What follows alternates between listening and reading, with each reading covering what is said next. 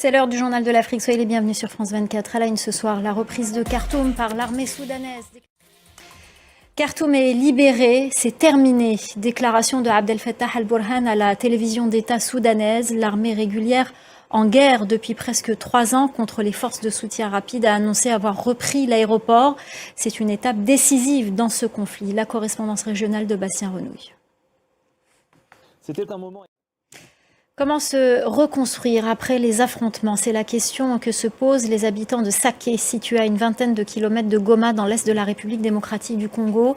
Il y a 2 mois, la localité a été le théâtre d'affrontements violents. Depuis, les habitants qui y sont revenus vivent un quotidien difficile. Reportage d'Aurélie Bazaraki-Bangoula.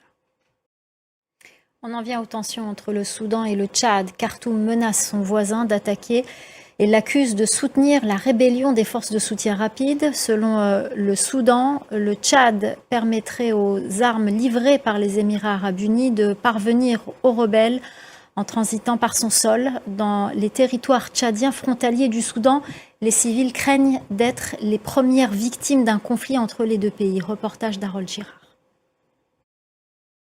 Le général Abdourahmane Tiani, chef du régime militaire nigérien arrivé au pouvoir par un coup d'État en juillet 2023, a été proclamé président de la République. Depuis plus de 3 semaines, les habitants de Bangui font face à une importante pénurie d'eau. Cette situation touche des milliers de familles. Les musulmans en particulier en pâtissent pendant ce mois de Ramadan où l'eau est essentielle pour la préparation des repas et l'hydratation après le jeûne. Reportage de Pakom Pabonji.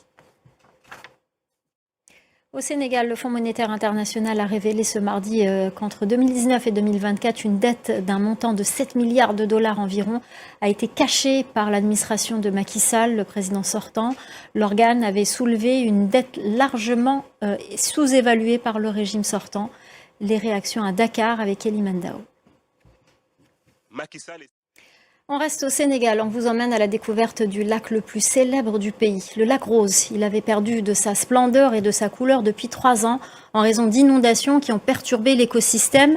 Mais sa couleur est de retour et elle suscite l'enthousiasme des populations. Clarisse Fortuné. Voilà, c'est la fin du Journal de l'Afrique. Merci aux équipes en régie, merci à notre chef d'édition Célia Caracena, merci à nos correspondants et merci à vous pour votre fidélité. Restez avec nous, l'info continue sur France 24.